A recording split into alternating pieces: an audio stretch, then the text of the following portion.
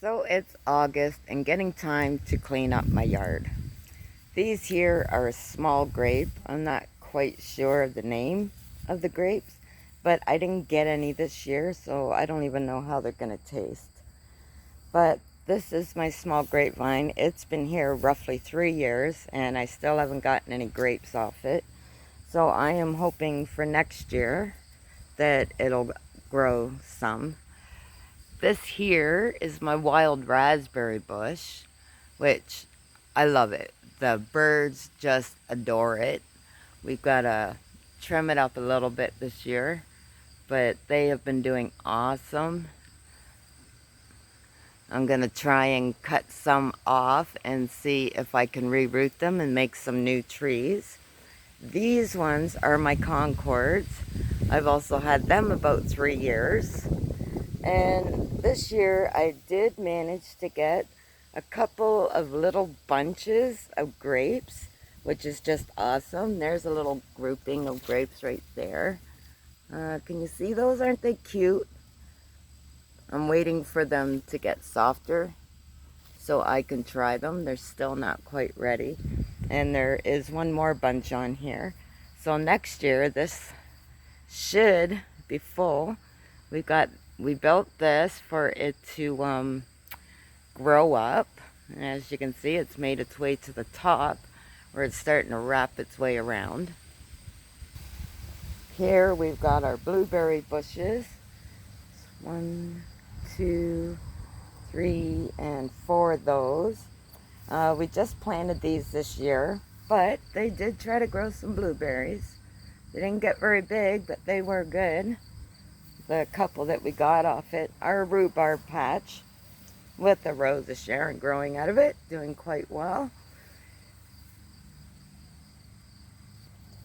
And this, unfortunately, was my strawberry patch. I also just put this in this year, but I got extremely busy and didn't have enough time to come out and weed it daily like I was supposed to. So now it's got all these Rose of Sharons growing in it. And that tree is literally right here, but they're so beautiful. These trees do make a mess and you do have to keep on top of them. But the good thing is they will drop seeds. Once all the flowers dry, they get these pods and they just drop the seeds and you get trees galore, as you can see. This here tree is my white lilac tree. Now it is near the end of August here. We're about 3 weeks in. I think it's the 21st. So the flowers all died. This one was white. But I did get quite excited because it does have this little baby one coming up. So I will be able to dig that up and get it good and strong and plant it somewhere else, which will be really cool. And then, as I noticed, I'm growing pumpkins, and on the top of this tree, one of my pumpkins grew right up into it, and there's a baby pumpkin. They're going to be white pumpkins, which is really cool. Look at this thing. It's growing right out, trying to reach right out there. But this is the actual one itself. Pumpkin patch, I guess you call it.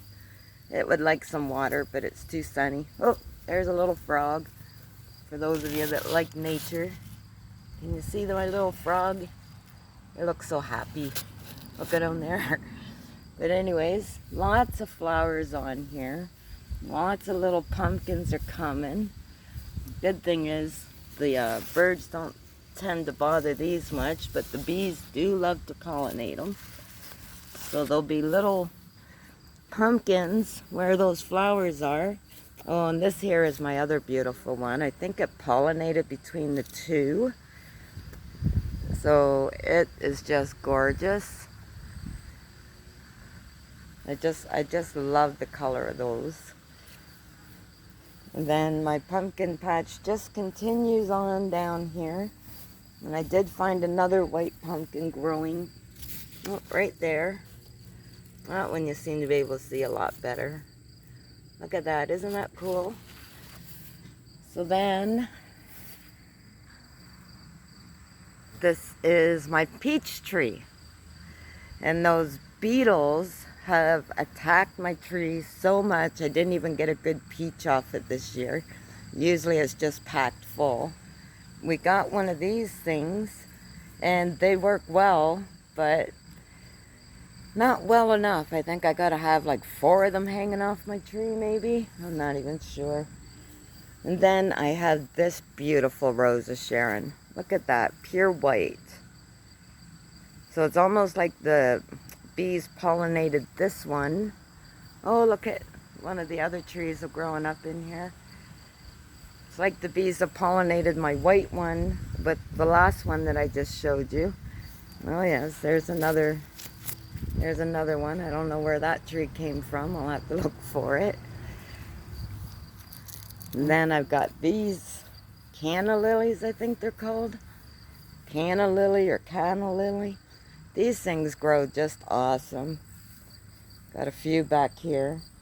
This monstrosity that I didn't get to, but whatever these are, has some really pretty little blue flowers. Aren't they just cute? And that is my other Rose of Sharon tree, one that grew on the other side of the fence. You can see the bees going in and out of it. This is supposed to be a hosta garden. It didn't do that great this year. I got busy with my house plants and going away and the COVID and all that stuff. This is my other Rose of Sharon. And this is a purple lilac tree, again at the end of the season. So I will try and propagate one of these. Yes, I remembered the word. There's more of my canna lilies or cata lilies, whatever they are. I'll have to look it up so that I know what I'm talking about when I'm talking. And see this beautiful planter? My daughter made that for me and gave me those flowers in it for Mother's Day. She actually made it by herself by hand. And I'm going to try and get her to do a video and make up another one. And there is some more of them. Look at how big they get, right? Geez, they're actually taller than I am. And then my pride and joy, this is my dinner plate hibiscus. Look at those flowers. Is that not cool? That's a dinner plate hibiscus. And it just keeps growing and growing and producing more and more flowers. And once in a while, I like to come out here and make sure I pollinate it myself. And I do that by taking this piece off, because that's where all the pollen is. And I'll just tap it on the ends here so that they get the pollen on them. See? The ones that are open, that way I can get seeds and make more of them. And they say that just because the seeds are coming from this one does not necessarily mean that the seeds will continue to be this one. They could end up being any color they want to. So I'm hoping for a different color. As pretty as these are, it'd be nice to have a different color. And this is my front flower garden. It's full of hostas because, well, let's face it, they take up a lot of room. You don't have to do much with them. And they'll just go crazy in the right conditions. This here plant I absolutely love. I gotta try and remember what the name of it is. It actually flowers in the winter. There'll be snow on the ground and it will flower. It's beautiful, it really is. This here is English ivy.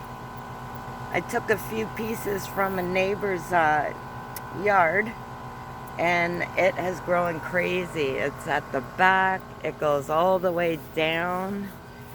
You can see it there. Comes up here, and this is where I actually started it. And look at it. It is just nuts. It is having a heyday. But that's okay because a lot of people want it I can take pieces off them, root them, plant them, and sell them. So there's nothing wrong with that. This is my apple tree that I started from seed. It's a Mac apple tree.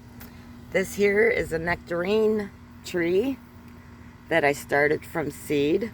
And this is another yellow tree, or lemon tree, sorry, that I started from seed.